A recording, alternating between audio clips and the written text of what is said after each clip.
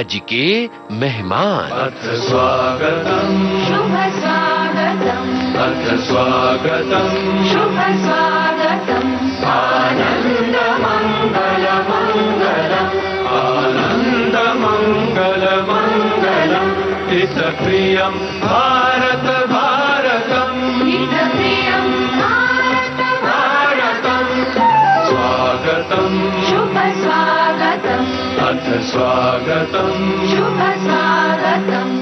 नमस्कार श्रोताओं, आज के मेहमान। इस कार्यक्रम में आज हमारी मेहमान हैं लेखिका एवं समाज सेवी डॉक्टर मंजू मंगल प्रभात लोढ़ा। आपसे बातचीत की है रेणु चतुर्वेदी ने। संदेश आते हैं हमें तड़पाते हैं, कुछ चिट्ठी आती है पूछे जाती है। दोस्तों नमस्कार। आज हमारे साथ एक ऐसी शख्सियत हैं जिनके बारे में ये कहा जाए कि वो लेखिका हैं, समाज सेवी हैं। केवल इतना ही काफ़ी नहीं है, वो और भी बहुत कुछ करती हैं। बहुत सक्रिय महिला के तौर पर भी उन्हें जाना जा सकता है और उनसे प्रेरणा ली जा सकती है। केवल घर में रहते हुए क्या क्या और किया जा सकता है ये हम सीख सकते हैं, समझ सकते हैं। जी हाँ, हमारे साथ हैं इस समय मंजू लोढ़ा जी और बहुत कुछ करती हैं। तो क्यों ना जब सामने हों तो उन्हीं से पूछा जाए। तो सबसे पहले मंजू जी, आपका कार्यक्रम में हम स्वागत करते हैं विविध भारती के स्टूडियो में।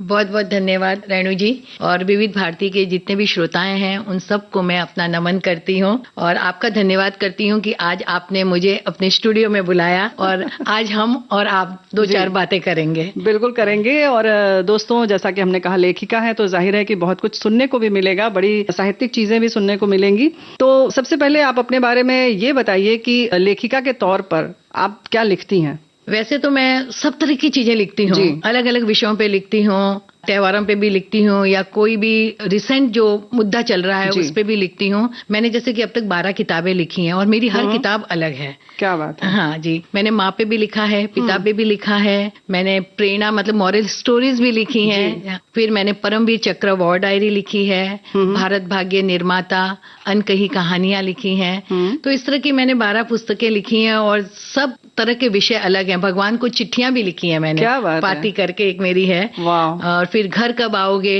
जब एक सैनिक जाता है सरहद पर तो पीछे घर वाले क्या सोचते हैं, उनके भावों को मैंने लिखा है। क्या बात है। तो ये मतलब जो मन में आता है, मुझे हमेशा लगता है कि जो आप लेखन करते हो आपको दिल से होना चाहिए और अपनी खुशी के लिए होना चाहिए। कि मैंने कभी कोई भी पुस्तक बाजार में बेचने के लिए नहीं निकाली, ना कुछ किया, लेकिन मुझे लगता है कि जो मुझे अच्छा लगता है मैं लिखूं क्योंकि मुझे इससे खुशी मिल रही है। और फिर मैं उसकी हजार प्रतियां बनवाती हूँ, अपने जो भी सखी सहेलियां हैं सबको मैं देती हूँ कि तुम भी पढ़ो।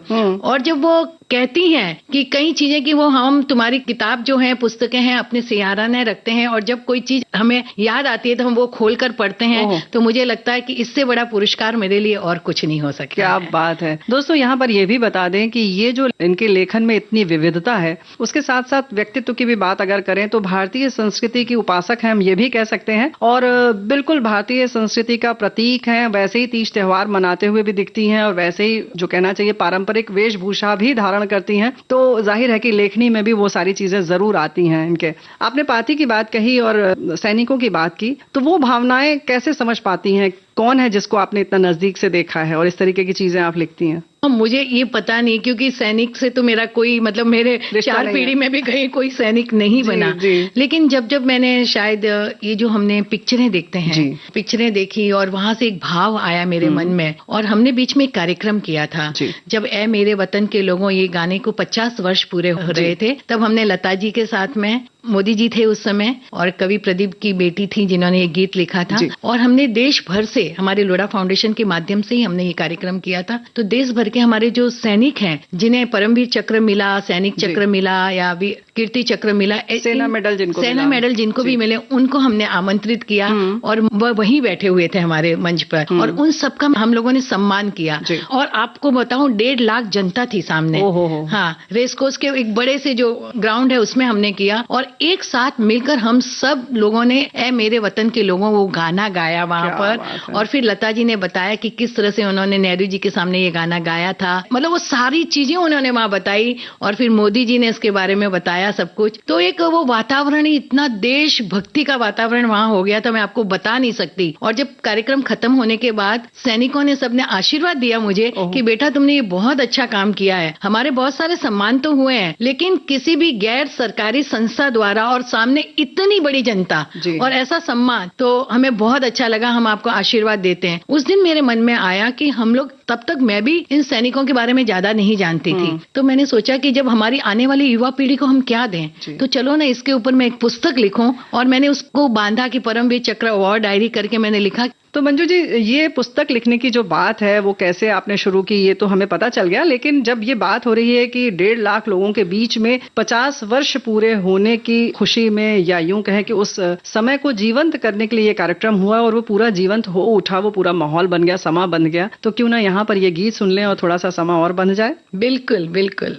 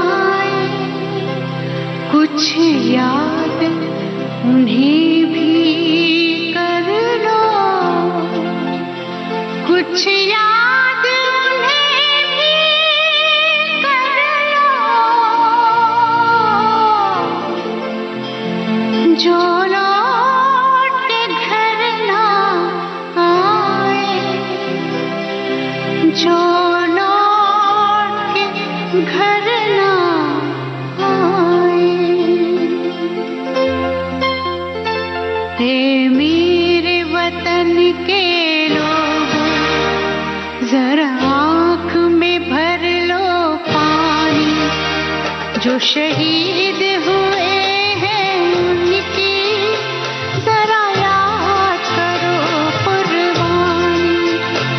हे मेरे वतन के लोगों, जरा आँख में भर लो पानी।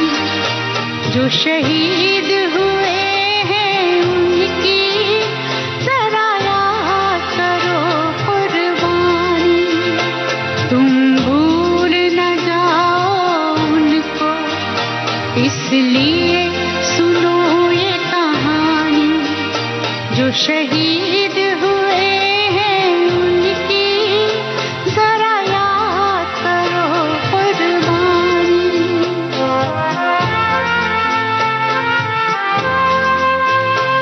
जब घायल हुआ हिमालय, खतरे में पड़ी आजादी, जब तक थी जब तक थी सांस लड़े वो, फिर अपनी लाश बिछा दी। संगीन पे धर कर माथा सो गए अमर बलिदानी।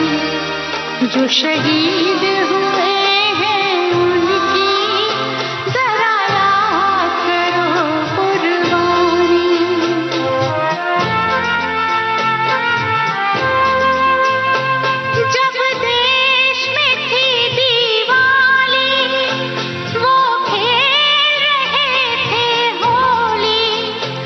जब हम बैठे थे घरों में, जब हम बैठे थे घरों में, वो झेल रहे थे गोली। थे धन्य धन्य वो उनकी जवानी, जो शहीद हुए हैं उनकी जरा याद करो कुर्बानी।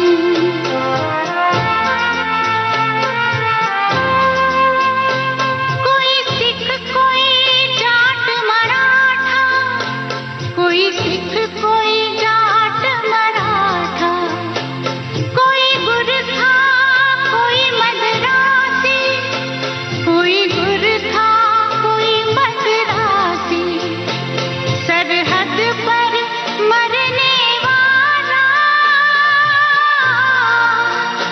सरहद पर मरने वाला, हर वीर था भारतवासी, जो खून गिरा पर्वत पर वो खून था हिंदुस्तानी, जो शहीद हुए हैं उनकी जरा याद करो कुर्बानी।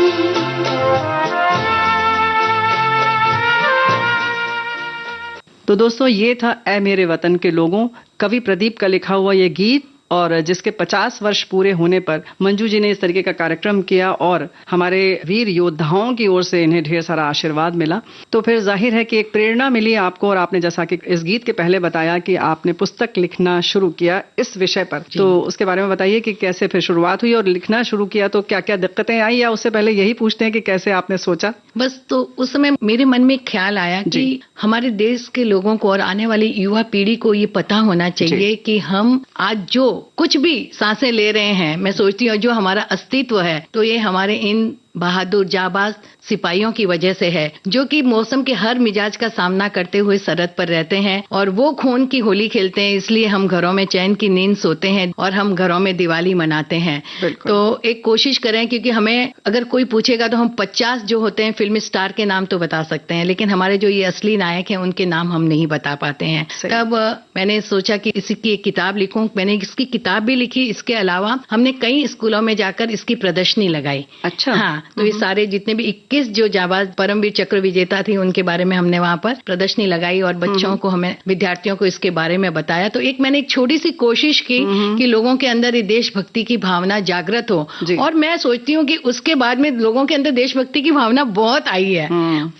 मुझे लगता है मोदी जी की वजह से, लता जी की वजह से, लेकिन उस मैं एक सागर में अपनी भी एक बूंद की आहुति अगर मैंने डाली है तो मुझे इस पर बहुत शांति भी मिलती है और गर्व भी महसूस होता है कि अपने देश का ऋण चुकाने का एक तो मौका आया और उसे मैंने करने की कोशिश की। वाह वाह वाह, क्या बात है। ये जज्बा होना चाहिए। अक्सर हम ये सोचते हैं कि हम एक इकाई हैं, हमारे करने न करने से क्या होगा, लेकिन मंजू जी जैसे और भी लोग होंगे और ये जज्बा अपना बनाए रखेंगे तो जाहिर है कि बहुत कुछ हो जाएगा। और उसके पहले अगर हम बात करें कि देशभक्ति या आपने परमवीर चक्र जो सम्मानित हमारे सैनिक थे उनके बारे में लिखा, उससे पहले आप कितनी पुस्तकें लिख चुकी थी? उसके पहले मैंने लिखी थी एक प्रेरणा लिखी थी, फिर मैंने माँ पे लिखी थी। मतलब लिख चुकी थी आप? हाँ, लिखने की जो लेखन कार्य था वो चल रहा था? वो चल रहा था। हाँ जी। लेकिन ये विषय में थोड़ा सा तब्दीली हो गई और ये विषय भी उसमें समाहित हो गया बाकी विषयों के साथ साथ। और मुझे सच कहूँ रेणु जी, तो इस विषय ने मुझे लोगों के अंदर थोड़ा लोकप्रिय भी बनाया। उसके पहले जो लिखती थी वो उतना मैं लोकप्रिय नहीं थी, लेकिन ये विषय ने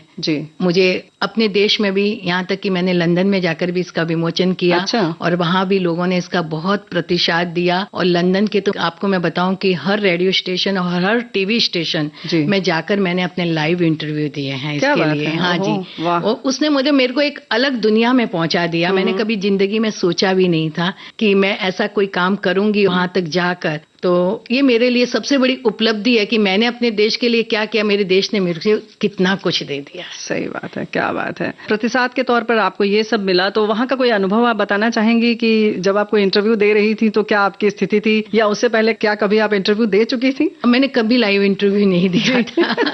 और आपको मैं बताऊं जब जो जी टीवी में जाना था मुझे, और वो मेरे घर से लगभग 1 से 1.5 घंटा दूर था। हम लोग निकले और रास्ते में इतना ज्यादा ट्रैफिक और ये लाइव था, तो मैंने कहा मैं कैसे पहुंचूंगी। फिर हम रास्ते में उतरे, हमने एक ट्रेन ली, फिर दूसरी ट्रेन चेंज की। अच्छा। आप सोचिए मैं वहां कैसे पहुंची हूँ भागते। 5 मिनट पहले मैं पहुंची हूँ। अच्छा। वहां पर जी टीवी के स्टूडियो में, और वहां पहुंच के बस 2 मिनट शांति से पानी पिया और हमारा इंटरव्यू शुरू हुआ। लेकिन तो उन्होंने कहा नहीं मेकअप मैंने इंतजार कर रहा, आइए पहले मेकअप करवाइए, लाइटिंग करवाते हैं? कुछ नहीं, हम जैसे थे वैसे ही जाकर सीधा सा बैठ गए, वैसे के वैसे बैठ गए, और इतना सहजता से वो इंटरव्यू हुआ। और लोग वहां पे सवाल जवाब भी कर रहे थे, क्योंकि लाइव था, तो बीच बीच में लोग सवाल भी पूछ रहे थे और उसके जवाब भी दे रहे थे। और मतलब बहुत शांति से हो गया। मुझे लगा कोई न कोई आशीर्वाद दे रहा था मुझे कि बस तुम करो, तुम बोलो अपना, बस और कुछ नहीं, सच्चे मन से जो करना है कह दो। ये विषय जो हैं जिनकी आप बात कर रहे हैं और जिसकी हम चर्चा कर रहे हैं, इसके लिए बहुत शोध की जरूरत है। तो उसके लिए आपने क्या क्या किया? मतलब लोगों से मिली या आपने पुस्तकें बहुत पढ़ी, किस तरह से आपने इसको मैंने किताबें दूसरी पढ़ी, प्लस अभी तो जो जाके निकाल लेने का, गूगल में जाना, ये करना, तो उसमें से सबके बारे में निकाला। और जो 3 जीवित हमारे हैं परमवीर चक्र विजेता, उनसे फोन पे बातचीत कर उनके बारे में जाना, और फिर मैंने लिखा। फिर इसके अलावा मैंने पुस्तक में क्या किया कि और भी हमारे जैसे अशोक चक्र जिनको मिला है, सैनिक चक्र मिला, उनके भी एक फोटो के साथ में उनके नाम लिखकर मैंने उसमें डाला है, ताकि लोगों को जानकारी मिले कि भाई ये हमारे। और बाना सिंह जी से तो मैं 2 बार मिल चुकी हूँ, जो परमवीर चक्र विजेता हैं, तो उनसे मैं मिली, उनसे जब सुना, क्योंकि उनके नाम का ही बाना हिल टॉप भी है, तो ये बहुत बड़ी बात है, गर्व महसूस होता है कि हम ऐसे लोगों से मिले। और रेणु जी, इसके पश्चात तो मेरे मन में इतना भाव आया कि मैं हर साल में 2 कार्यक्रम ऐसे करती थी जहाँ शहीद परिवारों को बुलाती थी और उनका सम्मान करती थी।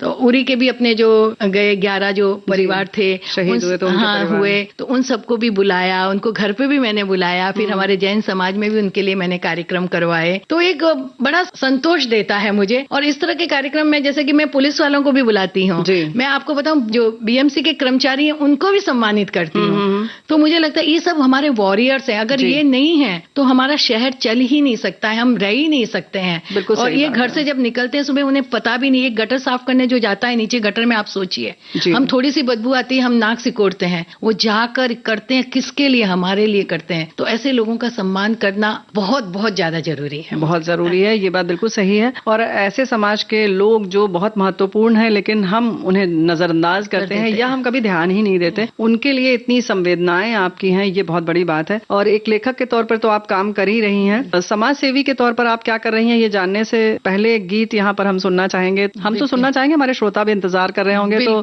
मंजू जी की पसंद का गीत हो जाए तो ये कर दें। तेरे चेहरे में वो जादू है। क्या बात है, तो आप गाएंगे, सुनाइए ना। तेरे चेहरे में वो जादू है, बिन डोर खींचा आता हूँ। रेशमा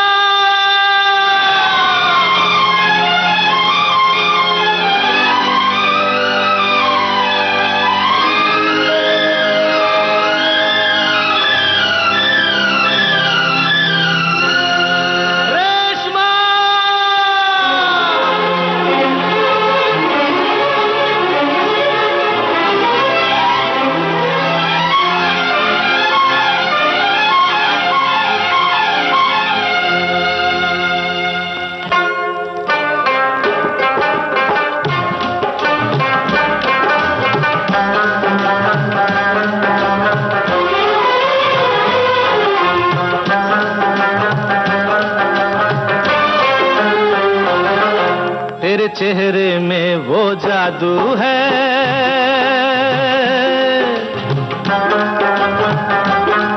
तेरे चेहरे में वो जादू है, बिन डोर खिंचा जाता हूँ।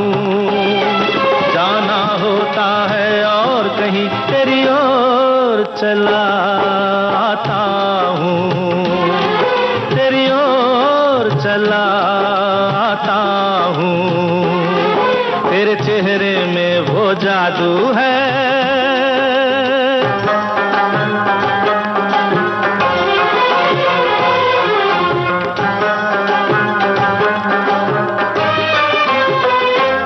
तेरी हीरे जैसी आंखें, आंखों में है लाखों बातें, बातों में रस की बरसातें, मुझ में प्यार की प्यास जगाए।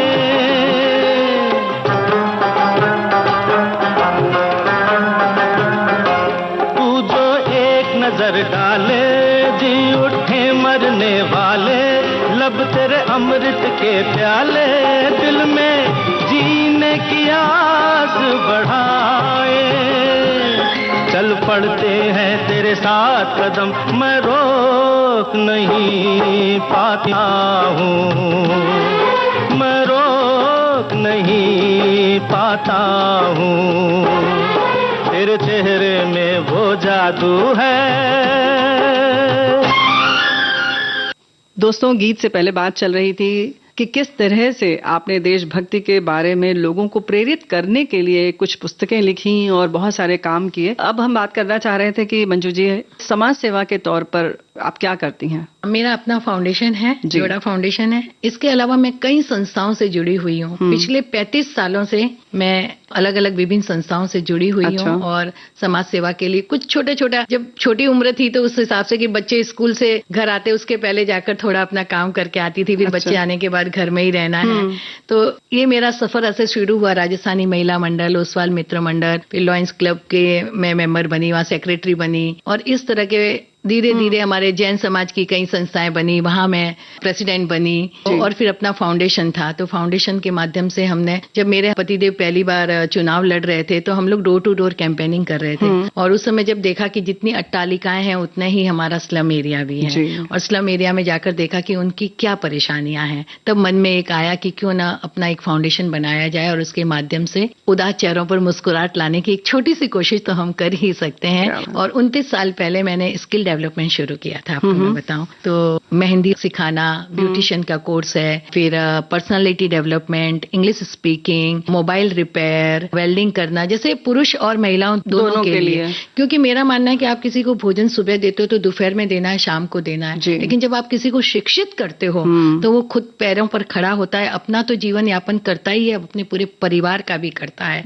तो इसके माध्यम से और फिर हमने कंप्यूटर क्लासेस शुरू कर दी। तो कंप्यूटर क्लास के माध्यम से कितने लोग कंप्यूटर सीखे और अपने पैरों पर खड़े हुए। आज कई लोग मिलते हैं और जब कहते हैं कि दीदी हम इतना अच्छे से कमा रहे हैं, हमारा परिवार चल रहा है, तो इतनी मतलब खुशी मिलती है। एक हमने कोर्स चालू किया था जिसमें 8, 9, 10 के बाद घर में महिलाएं जो बैठ गई थी, जिन्होंने आगे पढ़ा नहीं, उन सबको हमने निकाला, ऐसी 100 महिलाओं को निकाला ढूंढ ढूंढ के और उनको BA पास करवाया, BCom पास करवाया। उसमें जो सबसे बड़ी उम्र की महिला थी 80 इयर्स की थी, आप सोचिए। और वो बोली कि आज मेरे पति का सपना पूरा हो गया, वो भले ही दुनिया में नहीं है लेकिन आपके फाउंडेशन के माध्यम से आज मैंने काला कोट पहनकर अपना एक फोटो उसने खिंचवाया, डिग्री ली। तो कितनी बड़ी बात है। जबकि आपको बताऊं कि मैंने खुद अभी तक BA नहीं किया है क्योंकि छोटी उम्र में शादी हो गई थी, 18 साल में शादी हो गई थी मेरी, 19 साल में पहला बच्चा, 21 में दूसरा हो गया था। लेकिन वो जो एक कसक थी मेरे मन में कि जो मैं नहीं कर पाई, क्यों ना मैं ऐसा कुछ करूं कि लोग इसको अपने सपने को पूरा कर सकें,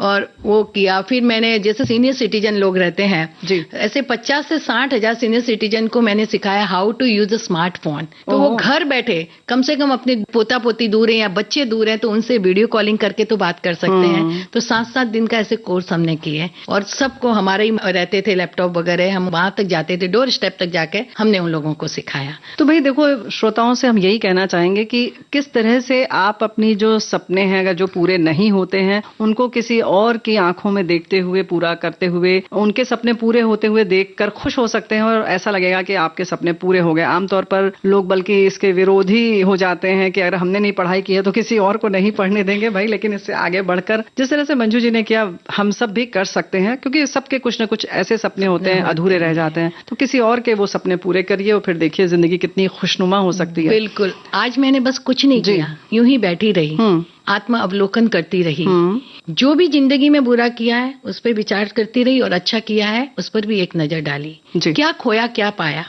परमपिता परमात्मा ने मुझे इस दुनिया में क्यों भेजा है, क्या मैं रोते हुओं को हंसा पाई हूँ, क्या मैं उदास चेहरे पर मुस्कुराहट ला पाई हूँ, क्या मैं इतनी संवेदनशील हूँ कि दूसरों के दुख में दुखी और दूसरों के सुख में सुख पाती हूँ। उम्र के चौथे पड़ाव पर पहुंच चुकी हूँ, अब कुछ ऐसा करना चाहती हूँ कि जब इस दुनिया से जाऊं ना तो मन में एक आनंद हो कि मैंने जीवन को बहुत अच्छे ढंग से जिया है, इस बात की खुशी हो। ए दिल, दिखा कुछ नहीं रहा, सुझा एक नया मार्ग जिस पर चलकर एक मिसाल बन सकूं, अपने आसपास के वातावरण को भीनी भीनी सुवास से सुवासित कर सकूं, हर उदास आंखों में आशाओं के दीप जला सकूं और कितनी भी ऊंचाई पर क्यों न पहुंच जाऊं, अपने भीतर छिपे महावीर और गौतम को हमेशा जिंदा रखूं, हमेशा जिंदा रखूं।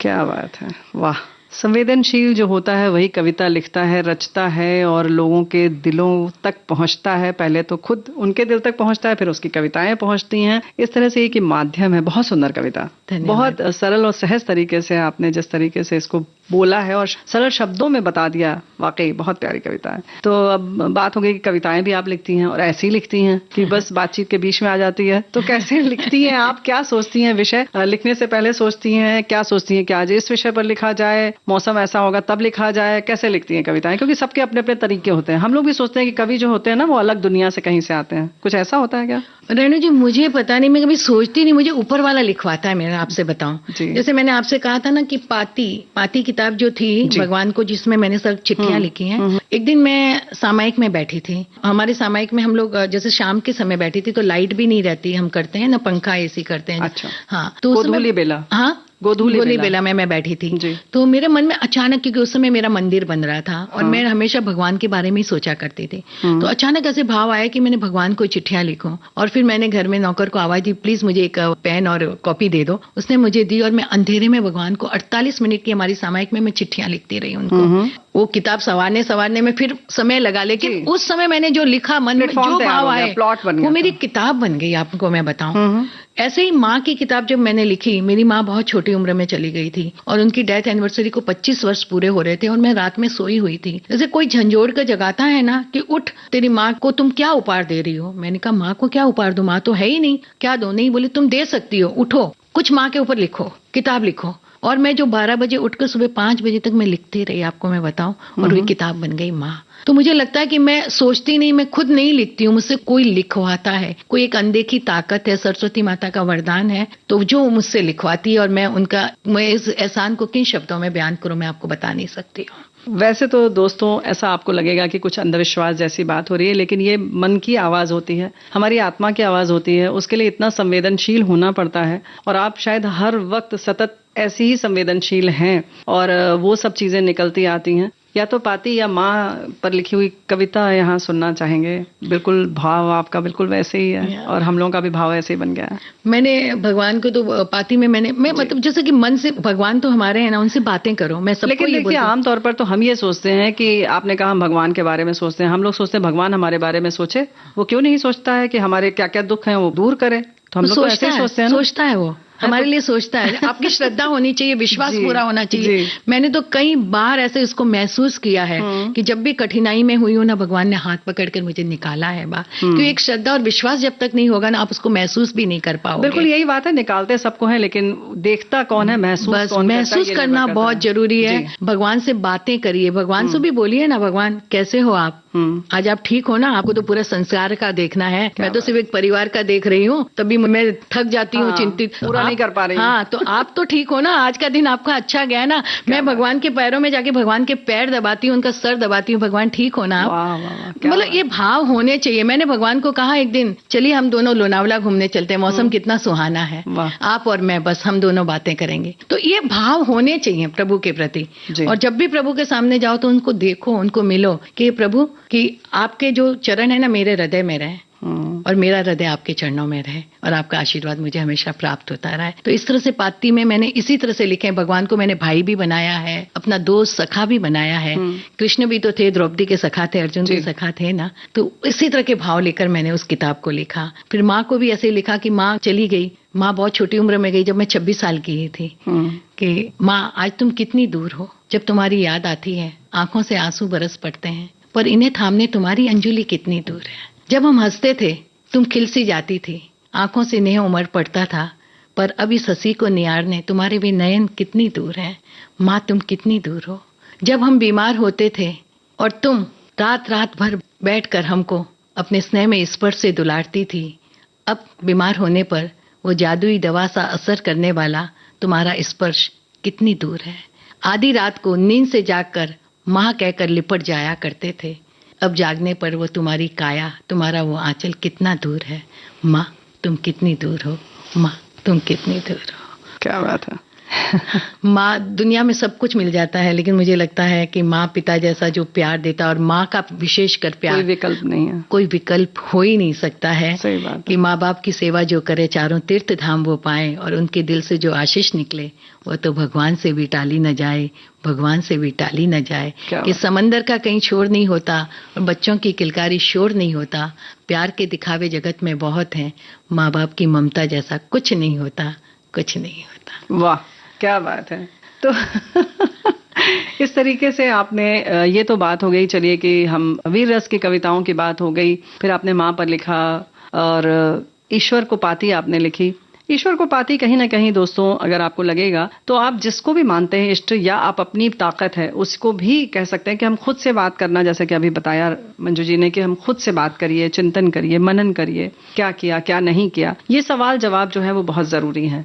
चलिए आपकी अन्य विषयों पर भी बात करते हैं कि आपको खुद सबसे ज्यादा पसंद कौन सा विषय है और किन विषयों पर लिखा, पहले तो ये बताइए आप। जैसे मैंने आपने बताया जी, पापा पे लिखा, मॉरल स्टोरीज लिखी जी, एक मैंने प्रेरणा करके लिखा, जिसमें जीवन में जिन जिन से मैंने कुछ ज्ञान प्राप्त किया है, जिन्होंने मुझे मार्गदर्शन दिया, उनके बारे में लिखा है। मैंने कई त्योहारों के बारे में लिखा है जी, मैंने भगवान महावीर पर, कृष्ण पर भी अलग अलग विषय पे लिखा है, पानी के विषय पर लिखा, मतलब जो भी विषय आते हैं ना, मैं कुछ कुछ उनके बारे में लिखती रहती हूँ। रिश्तों का रिचार्ज लिखा है कि हम मोबाइल को तो रोज रिचार्ज करते हैं, लेकिन कभी हमने कोशिश की कि हम ये परिवार के रिश्तों, आपसी संबंधों का भी रिचार्ज करें। तो उस विषय पर भी मैंने लिखा है। चलिए रिश्तों के बारे में बात करेंगे, यहाँ पर एक गीत सुनते हैं, फिर कैसे रिश्तों को संभाल कर रखा जाए, उनकी ऊष्मा को बनाए रखा जाए, इस पर बात करेंगे। इसके पहले गीत सुन लेते हैं। बिल्कुल जी। एक तेरा साथ, एक तेरा साथ हमको दो जहां से प्यारा है, एक तेरा साथ, एक तेरा साथ, एक तेरा साथ हमको दो जहां से प्यारा है, एक तेरा साथ, एक तेरा साथ हमको दो जहां से प्यारा है, तू है तो हर सहारा है। ना मिले संसार, ना मिले संसार, तेरा प्यार तो हमारा है। ना मिले संसार, ना मिले संसार, तेरा प्यार तो हमारा है, तू है तो हर सहारा है। एक तेरा साथ हमको दो जहां से प्यारा है, एक तेरा साथ।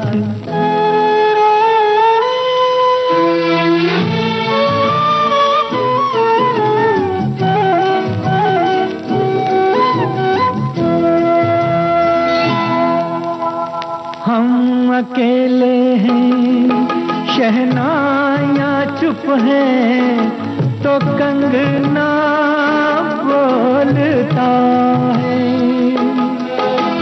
तू जो चलती है छोटे से आंगन में, चमन सा डोलता है। आज घर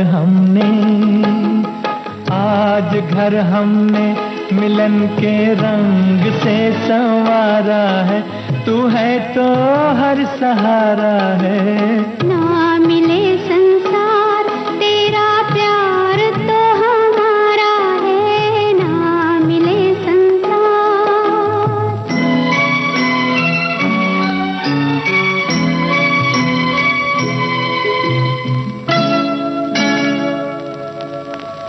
तो हमारे साथ हैं आज मेहमान मंजू लोढ़ा जी, और जैसा कि आपने कहा कि रिश्तों का जो है वो रिचार्ज करवाना बहुत ज़रूरी है, इसके बारे में क्या कहना चाहेंगी? कहाँ खो रहे हैं रिश्ते, उनकी ऊष्मा, उनका जो स्नेह है जो है वो कहाँ जा रहा है? देखिए, एक जमाना था तब हम लोग सब संयुक्त परिवार में रहते थे, तो वो आपसी प्यार एक अलग ही तरह का होता था, और घर में जैसे माता पिता भी बाहर जा रहे हैं तो उनको चिंता नहीं होती थी बच्चों की। आज सब एकल परिवार हो गए, हम 2 और हमारे 2। परिवार की परिभाषा ही यहीं तक सीमित हो गई है। तो रिश्तों की उष्मा धीरे धीरे खत्म होती जा रही है। आज भी है संयुक्त परिवार, कई ऐसे हैं, ऐसी बात नहीं है। और आज भी हम देखा जाए तो कि हमारे जो गाँव में रहते हैं और जिनके पतिदेव शहरों में काम करने आते हैं, तो वो भी तो परिवार के साथ रहकर एक दूसरे का साथ करके ही वो दिन बिताया करते हैं। लेकिन कुछ आज की आपाधापी है, बहुतों को बहुत कुछ पाना है, संतुष्टि नहीं रही है। और आज जो ये मोबाइल है तो हम सब टेबल पे बैठे हुए हैं, तो दूर वालों को तो हम पास करना चाहते हैं और जो पास वाले हैं उनसे हम दूर हो जाना चाहते हैं। तो ऐसा होना चाहिए कि जब हम बॉडी में भी बीमारियां होती तो उसके लिए हम करते हैं डिटॉक्स, और वो इस मोबाइल का भी होना चाहिए कि दिन में आप 2 घंटा ऐसा हो कि जब आप सुबह शाम टेबल पे बैठे हैं, खाना खा रहे हैं साथ में, तब उसको एक बाजू में रख दीजिए। दिन भर की बातें आपस में करिए। परिवार में बहुत जरूरी है। जब तक संवाद नहीं होंगे ना, हम समझ नहीं सकेंगे कि क्या दूसरे की परेशानी है। तो आप अपने घर में ये रख पाती हैं नियम? जी, मैं रोज बच्चों से मतलब मिलना, बात करना, पोते पोतियों के साथ खेलना, सब कुछ करती हूँ। रोज रात को जब भी बच्चे खाना खाते हैं, मैं टेबल पे उनके साथ होती ही हूँ आधा घंटा। तो दिन भर की जो फोन कोई नहीं देखता? नहीं, तब फोन पे बात नहीं करते हैं कि हमने नियम फोन रख दोगे। बच्चे तब कोशिश करते हैं, हम थोड़ा बहुत जो भी उठाने वापस रख देते हैं, नहीं अच्छा फोन नहीं उठाना है। आपका इतना चलता है, बिल्कुल सबको मानना पड़ता है। सभी कोशिश करते हैं। सबसे ज्यादा तो वो मुझे ही बोलते हैं, मम्मी हाथ नहीं लगाओगे फोन को। लेकिन एक अच्छा है पोते पोतियों के साथ खेलना, उनसे बात करना। अभी मेरी पोती है, अभी स्कूल में गई थी तो स्कूल में कुछ बातें बता रही थी कि ये ऐसा, तो उन्होंने पूछा तुम ये सब कैसे जानती हो? बोले हमारे घर में एक गॉसिप कॉर्नर है। अच्छा। हम सब रात को बैठकर वहाँ बातें करते हैं। वो बेचारे मतलब बात करने का कॉर्नर कहने, वो बोलती गॉसिप कॉर्नर, सब बैठ के बातें करते हैं, तो मुझे सब मालूम रहता है क्या हो रहा है घर में। क्या बात है। तो वो 5 साल की बच्ची भी जब ये बात करती है तो बड़ा अच्छा लगता है। तो आपस में बैठना बहुत जरूरी है, बातचीत करना बहुत जरूरी है। और मैं तो हमेशा, अपने तो है ही हैं, लेकिन अपनों के अलावा, रिश्तों के अलावा भी अगर किसी का कोई फोन आता है, मैं हमेशा कहती हूँ लोगों को कि अपने कानों का दान करिए। क्योंकि आजकल लोग है ना, बोलना तो चाहते हैं, सुनना नहीं चाहते हैं। और कोरोना के समय तो ऐसे ऐसे लोगों के फोन आते थे जो मुझे जानते भी नहीं थे, लेकिन क्योंकि उनके मन में वो अकेले थे, कुछ कहना चाहते थे, मैं सुनती थी उनको आराम से, और उनके मन का निकल जाता था गुबार। तो वो इतने खुश हो जाते थे कि कोई हमें सुनने वाला है। तो मैं बोली आप पैसा मत दीजिए, ये मत, लेकिन एक कानों का दान दीजिए और दूसरों को सुनिए। क्योंकि किसी को ये लगना चाहिए कि कोई तो है, मैं हूं ना वाली भाव आना चाहिए वहां पर, ताकि कई लोग जैसे होते हैं कि 1 सेकंड लगता है आत्महत्या करने में, वो एक ही क्षण होता है, और उस क्षण अगर आपके पास कोई अपना है तो वो सारी विषाद निकल जाते हैं। तो ये बहुत जरूरी है। बिल्कुल सही बात है। अगर यू टर्न की बात करें तो मंजू जी की जिंदगी में यू टर्न कब आया? आपने पढ़ाई भी नहीं की, फिर उसके बाद आप इस मकाम पर बैठी हुई हैं, इतनी कहानियां लिख रही हैं, कविताएं लिख रही हैं, और बातों से ऐसा लग रहा है कि बहुत सारे लोगों को प्रेरित करती हैं, जीवन जीने की ललक जगाती हैं उनके में। तो ये कैसे शुरुआत हुई इसकी, या बचपन से ये सब था? नहीं, मुझे पता नहीं, बचपन से तो था कि मुझे बोलना भी नहीं आता था, न कभी स्कूल कॉलेज में मंच पर भी गई थी मैं। बस जैसे मैंने बताया कि छोटी उम्र में शादी हुई, गृहस्थी जमाई सब किया, फिर धीरे धीरे लगा कि भाई पतिदेव भी, बच्चे भी बड़े हो गए, बच्चों को पढ़ाती थी तब, तो लगा कि सब बिजी हो रहे हैं, और मैं अगर अपने आप को मैंने नहीं अपनी दिशा दी तो कभी डिप्रेशन में ही चली जाऊंगी। बिल्कुल। एक बार तो ऐसा ही हुआ कि हम लोग सब जॉइंट फैमिली थे ना, हम लोग बच्चे भी, फिर हमने जो नए घर में हम शिफ्ट हुए तो हमने फ्लोर वाइज बना लिए थे। एक एक बच्चे को एक एक फ्लोर, मेरा अलग फ्लोर। तो मुझे लगता था अरे मैं एकदम खाली हो गई हूँ, और मुझे लगने लगा कि मैं डिप्रेशन में चली जाऊंगी। फिर मैंने अपने आप को झिंझोड़ा, डिप्रेशन कुछ नहीं होता है, तुमको डिप्रेशन में नहीं जाना है, तुम कुछ ऐसा करो कि तुम्हारा जीवन सार्थक हो जाए। उस दिन मैंने अपने आप से वादा किया कि नहीं, मैं कुछ अलग करूंगी। और मैं सोशल संस्थाओं वगैरह से तो जुड़ी हुई थी, ऐसे ही मैं बचपन से जुड़ी, जब माँ चली गई थी उसके बाद से ही मैं जुड़ गई थी। अच्छा। मैं जब 27-28 साल की थी तब से मैं जुड़ गई थी सोशल संस्थाओं से। तो मैंने कहा चलो अभी और कुछ ज्यादा करा जाए, अपना फाउंडेशन भी तो है ही है, उसके माध्यम से, और मेरी स्कूलें भी हैं तो उसमें थोड़े जुड़ जाऊं, तो थोड़ा जो भी अच्छा काम कर सकूं, लिखूं, पढ़ूं, लोगों से मिलूं। और फिर मैंने ज्ञान गंगोत्री काव्य मंच संस्था बनाई 14 वर्ष पहले, ताकि वहां हमारी जो महिलाएं हैं, जो हम लोग सब होम मेकर हैं, हमें कईयों लोगों के अंदर देखिए कुछ करने का जज्बा रहता है, लेकिन उन्हें एक मंच नहीं मिलता। जी बिल्कुल। तो मैंने कहा क्यों ना ऐसा एक मंच हम प्रदान किया जाए, और वो महिलाएं आगे आए। और जो महिलाएं कभी 4 लाइन नहीं लिख सकती थी, बोल नहीं सकती थी, आज हमारी 70 की 70 महिलाएं बोल सकती हैं, कईयों की किताबें छप चुकी हैं, आप देखिए।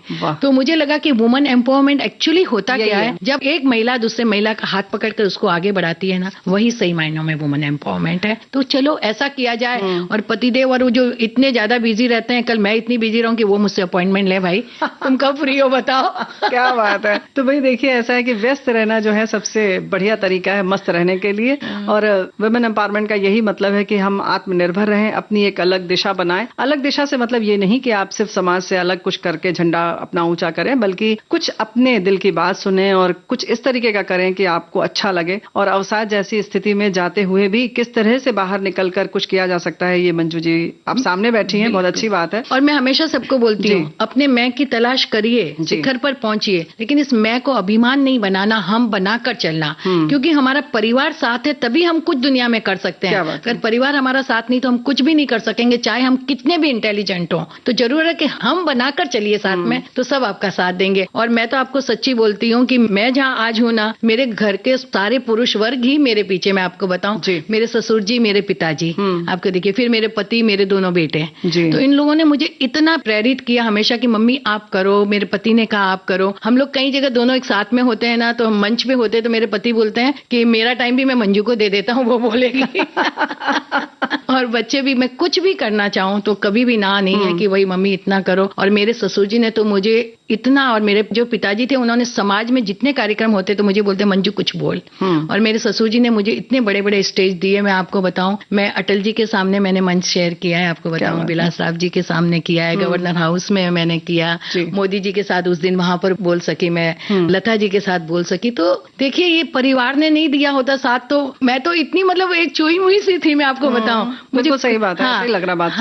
तो मतलब मुझे कुछ आता ही नहीं था, इतनी स्लो था, लेकिन इन लोगों के सहयोग की वजह से मैं आज जो कुछ बन सकी हूँ। तो परिवार को साथ लेकर बहुत जरूरी है चलना। परिवार को साथ लेकर चलना जरूरी है। आप जैसा बता रही हैं, ये आपका बड़प्पन है कि जैसे कह रही हैं कि परिवार का पूरा सहयोग मिला, लेकिन सहयोग लेने के लिए हमें भी हाथ बढ़ाना पड़ता है। और आपने जिस ढंग से बढ़ाया होगा उसी तरह से स्नेह मिलता भी है। बिल्कुल। तो होता है ना कि दोनों तरफ से बढ़ता है। जब हम आगे बढ़ना चाहेंगे तो ही कोई हाथ बढ़ा के आगे हमें ले आएगा। तो इसके लिए साथियों, सबसे पहले जरूरी है, खासतौर से हम बहनों से ये आग्रह करेंगे कि आप अपना पहले मन बनाइए, आगे बढ़ने की इच्छा करिए, और फिर देखिए कि परिवार के लोग या आपके जो भी रिश्तेदार हैं, समाज के आसपास के लोग हैं, वो किस तरह से आपका सहयोग कर सकते हैं। और उसी में कहीं ना कहीं कोई रास्ता निकालना पड़ेगा। नहीं तो आमतौर पर क्या होता है, हम अपनी कोई धारणा बनाते हैं और चाहते हैं कि आसपास जो लोग हैं वो हमारी धारणा के हिसाब से चले, मेरे हिसाब से चले। फिर ऐसे में कहते हैं कि लोगों का सहयोग नहीं मिला तो विसर्जित करना पड़ेगा आपको। और मैं सबसे ये भी कहना चाहती हूँ, आप समाज सेवा बाहर कर सकें या नहीं कर सकें, सबसे पहले अपने परिवार के बुजुर्गों की सेवा करें। वो सबसे बड़ी समाज सेवा है। हमारे घर में बुजुर्ग चाय के लिए भी तड़पे और हम बाहर जाकर अगर लोगों को भोजन करा रहे हैं तो वो कोई मायने नहीं रखता। पहले घर के बुजुर्गों की सेवा करिए, फिर आप बाहर जाइए, बाहर सेवा करिए। क्योंकि बुजुर्गों के चप्पल भी अगर घर के बाहर पड़े हैं ना, तो किसी की बुरी नजर डालने की हिम्मत नहीं होती। कि पेड़ लाख बुढ़ा सही, उसे काटो मत, आंगन में रहने दो, फल नहीं तो छाया जरूर देगा। और बूढ़े माता पिता भले आज कमा कर नहीं लाते हैं, लेकिन जो संस्कार वो हमारे बच्चों को देंगे ना, वो दुनिया में कोई और नहीं दे सकता है। रेणु जी, एक दिन मुझे किसी ने पूछा था कि तुम्हारे माता पिता या सास ससुर तुम्हारे साथ रहते हैं। मैंने हंसकर एक ही बात कही कि मेरी तो इतनी हैसियत ही नहीं कि मैं उन्हें अपने साथ रख सकूं। ये उनका बड़प्पन है जो उन्होंने मुझे अपने साथ रखा है, स्नेह दे रहे हैं मुझे। तो जीवन भर वो हमारे लिए ATM कार्ड बनकर रहें।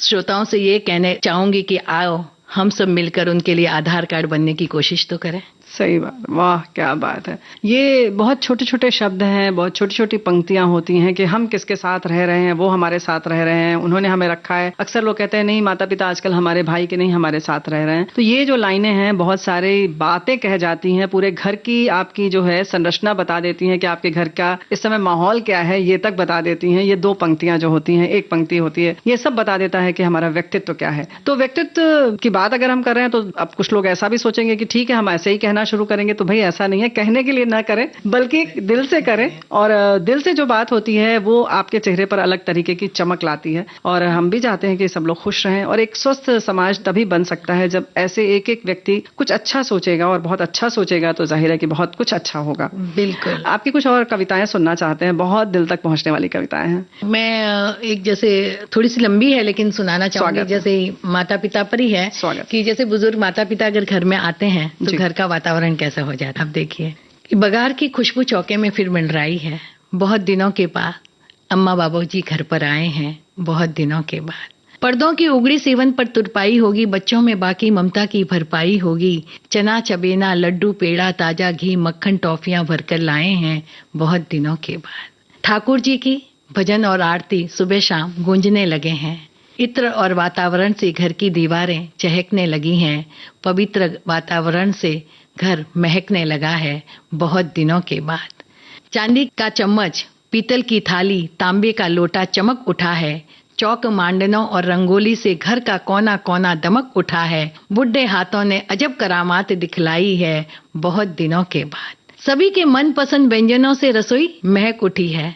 जिद कर करके सबकी थाली परोसी जा रही है। एक एक कौर हाथों से खिलाया जा रहा है। घर में अजीब सी ममता घुलने लगी है, बहुत दिनों के बाद। अब पति और पत्नी निश्चित होकर बच्चों को रात में घर पर छोड़कर तफरीर करने लगे हैं। दादी और नानी की कहानियां फिर से सुनाई देने लगी हैं, बहुत दिनों के बाद। अब दोपहर में दालान में अड़ोस पड़ोस की नव युवतियां और नव वधुएं बतियाने लगी हैं। नित नए अचार मुरब्बे बनने लगे हैं और ऊन के गोले फिर से उगड़ने लगे हैं, बहुत दिनों के बाद। बाबूजी ने घर के कई कामकाज ओढ़ लिए हैं।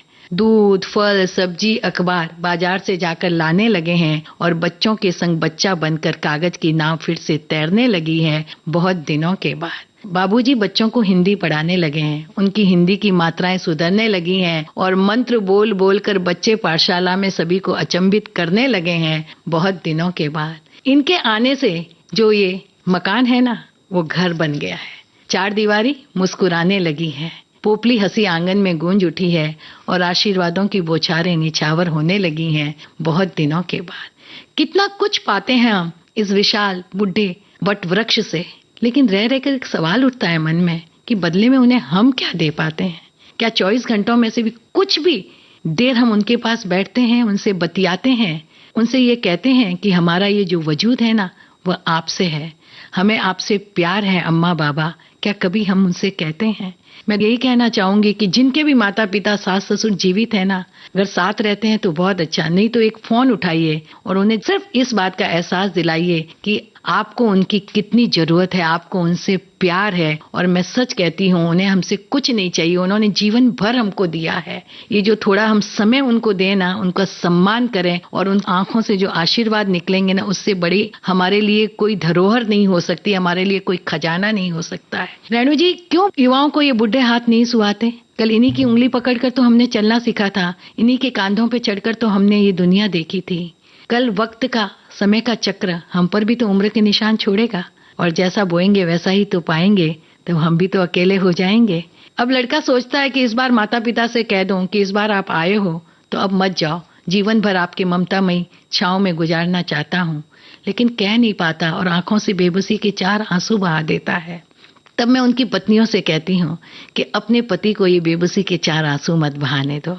तुम्हारे भी बुढ़े माता पिता हैं, अगर तुम्हारे भाई भाभी भी उनके साथ ऐसा ही व्यवहार करेंगे तो कैसा लगेगा?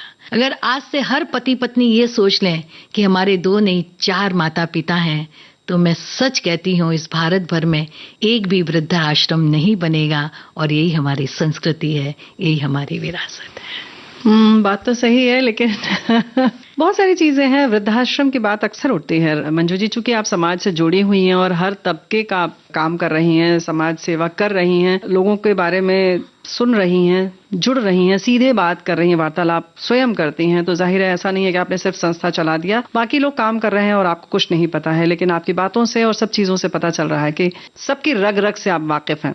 तो ये जो होता है वृद्धाश्रम में भी, क्या आपको लगता है कि इसकी थोड़ी बहुत तो जरूरत है या बिल्कुल नहीं है? क्योंकि बहुत सारी जगहों पर ऐसा होता है कि नहीं है किसी के औलाद या कोई और वजह है, बच्चे कहीं और गए हैं, उनकी अपनी मजबूरी है, माता पिता वहां नहीं जाना चाहते हैं, तो कुछ ऐसी कुछ खास परिस्थितियां हैं जहाँ की इनका रहना भी जरूरी है। हो सकता है। सही है कि जब जिनके कोई है ही नहीं, औलाद ही नहीं है, या औलाद जैसे कि देश से बाहर चले गए हैं, कोशिश तो उनको ये करनी चाहिए कि माता पिता को साथ ले जाएं, लेकिन कई बार है ना, माता पिता भी जाना नहीं चाहते, माता पिता को नहीं पसंद आता, क्योंकि वो वहां जाकर क्या करेंगे। यहाँ तो अपने दोस्त हैं, एक वातावरण है, यहाँ तो हम अकेले भी कहीं जा सकते हैं, आ सकते हैं। और एक बात और है कि हम वो माहौल नहीं छोड़ना चाहते अपने देश का, या जो भी जिस शहर में, जिस गांव में रहते हैं, वहां से हम अपनी जड़ों से हटना नहीं चाहते हैं।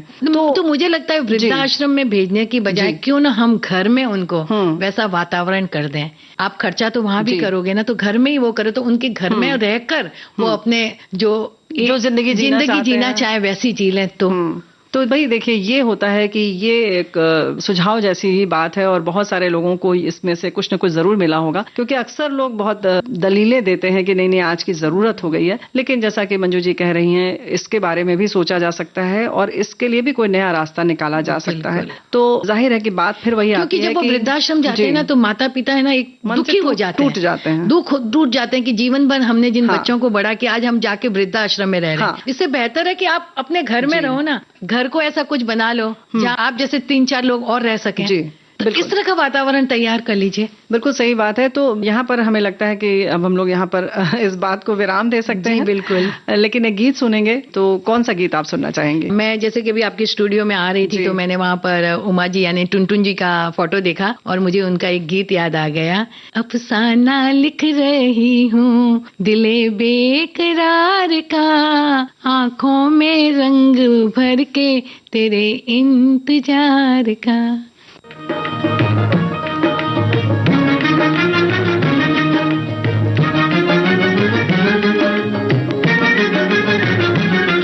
अफसाना लिख रही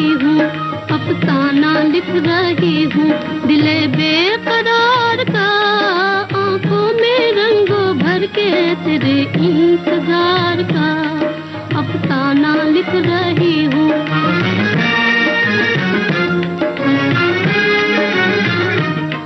जब तू नहीं तो कुछ भी नहीं है बहार में, नहीं है बहार में।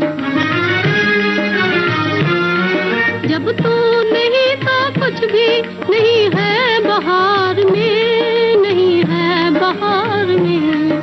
जी चाहता है मुँह भी, जी चाहता है मुँह भी ना देखूं बहार का, आंखों में रंगों भर के तेरे इंतजार का।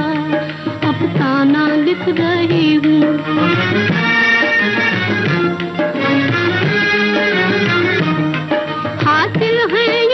मुझको जमाने की दौलते, जमाने की दौलते हासिल है यूं तो मुझको जमाने की दौलते, जमाने की दौलते। लेकिन नसीब बुलाई, लेकिन नसीब बुलाई हूँ एक तो गवार का, आंखों में रंगों भर के तेरे इंतजार का। अफसाना लिख रही हूँ।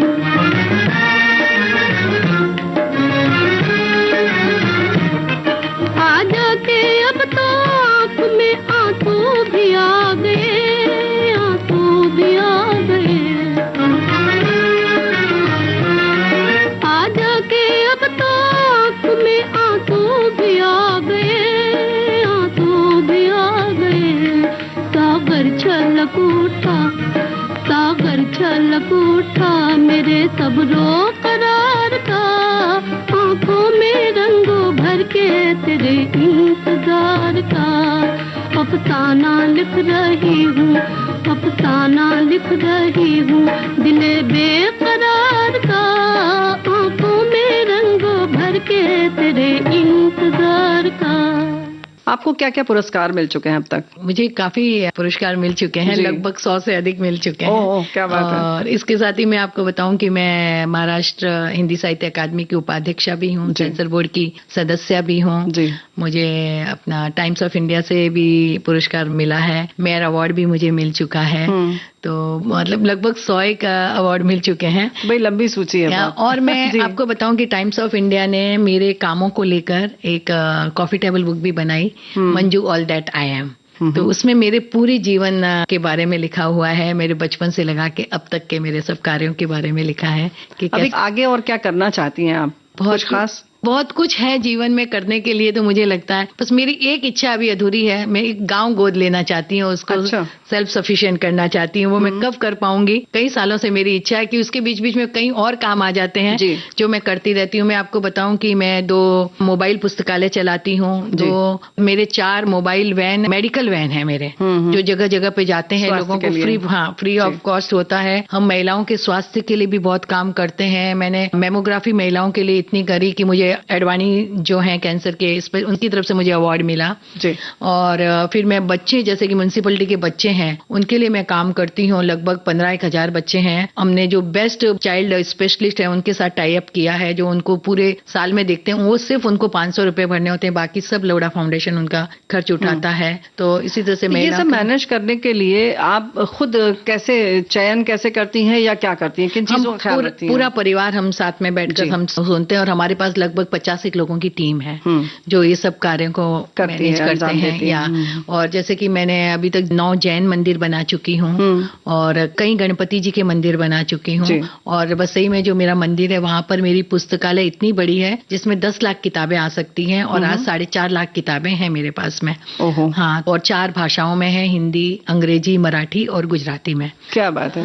तो ये होना चाहिए कि अगर आप कुछ करने का संकल्प कर लें तो फिर कुछ भी कर सकते हैं, उसके लिए कोई भी चीज बाधा नहीं बनती है। मेरा तो मोटो ही है कि हवाओं से कह दो कि अपनी औकात में रहें, हम परों से नहीं हौसलों से उड़ा करती हैं, हौसलों से उड़ा करते हैं। क्या बात है। तो हौसला बुलंद होना चाहिए। बिल्कुल हौसला होना चाहिए। और एक जैसे कि मैंने घर कब आओगे लिखा था, उसमें जैसे कि एक पति जब सरहद पर जाता है तो महिला क्या सोचती है, उसकी कई कविताएं लिखी हैं मैंने, लेकिन एक छोटी सी कविता आपको सुना देती हूँ कि कभी कभी मेरे दिल में ख्याल आता है कि इस बार जब तुम घर आओगे, तुम संग उन सारी यादों को फिर से जीऊंगी जो हमारे नए नए प्रणय की खुशबू थे। इस बार तुमको जल्दी जाने न दूंगी, जिद करके रोक लूंगी। भगवान से प्रार्थना करूंगी कि काश कुछ समय के लिए सारे मोबाइल और घंटियां बंद हो जाएं। क्या बात है। मैं तुम संग पल पल जीना चाहूंगी, पर ये कहाँ संभव है। सपनों की दुनिया जब हकीकत की सख्त चट्टान से टकराती है ना, तो सारे के सारे काश बिखर जाते हैं और टुकड़े नश्तर की तरह चुभने लगते हैं। तुम्हारा इंतजार करते हुए बुढ़े माता पिता हैं, भाई बहन, बच्चे, दोस्त, यहाँ तक कि पूरा गांव है। मेरे हिस्से के समय में तो न जाने कब घंटी घनघना उठेगी और सरस से तुम्हारा बुलावा आ जाएगा, मैं नहीं जानती। बस जानती हूँ तो इतना कि तुम संग बिताए छोटे छोटे पलों को भी मैं अपने दिल की कोठरी में कैद कर लूंगी और उसी के सहारे फिर एक बार इंतजार की लंबी घड़ियां काट लूंगी, इंतजार की लंबी घड़ियां काट लूंगी। बहुत बहुत धन्यवाद। Thank you so much. पुनः रेणु जी, आपका मैं बहुत बहुत धन्यवाद करती हूँ, और सभी सुनने वाले श्रोताओं को भी मैं बहुत बहुत नमन करती हूँ। और इतना ही कहूंगी कि मुस्कुराहट से खिलता है चेहरे का गुलाब, एक मुस्कुराहट 100 जख्मों की दवा होती है, और हर मुस्कुराता हुआ चेहरा खूबसूरत होता है। इसलिए जिंदगी के पल पल का आनंद उठाइए, पल पल आप खुश रहिए, क्योंकि जब आप खुश रहेंगे तो आप लोगों में खुशियां प्रदान करेंगे। तो सबसे पहले अपने आप के फेवरेट बने, अपने आप को पसंद करें और अपनी पीठ खुद थपथपाना शुरू करें। तो ये सबसे बड़ा मैं आप लोगों से कहना चाहती हूँ कि जीवन को भरपूर जिए। जीवन में तकलीफें भी आएंगी, सुख दुख दोनों चलते रहते हैं साथ साथ, लेकिन दोनों हर चीज में सुख ढूंढना शुरू कर दीजिए। एक तो वो होता है कि जो आपको नहीं मिला उसके लिए आप दुखी होते हैं, और एक वो होता है कि आपको जो मिला है उसको आप अपनी खुशी बना लो, तो आपको कभी भी दुखी होने की जरूरत नहीं पड़ेगी। बिल्कुल सही। क्या बात है। बहुत सुंदर, बहुत बढ़िया। Thank you. Thank you. आप सुन रहे थे लेखिका एवं समाज सेवी डॉक्टर मंजू मंगल प्रभात लोढ़ा से रेणु चतुर्वेदी की बातचीत। रिकॉर्डिंग इंजीनियर भावना सिंदल, प्रस्तुतकर्ता जुबैर खान। अब आज के मेहमान कार्यक्रम समाप्त हुआ। बड़ा हुआ तो क्या हुआ, जैसे पेड़ खजूर, पंथी को छाया नहीं, फल लागे अति दूर, कबीरा फल लागे अति दूर। आज के मेहमान।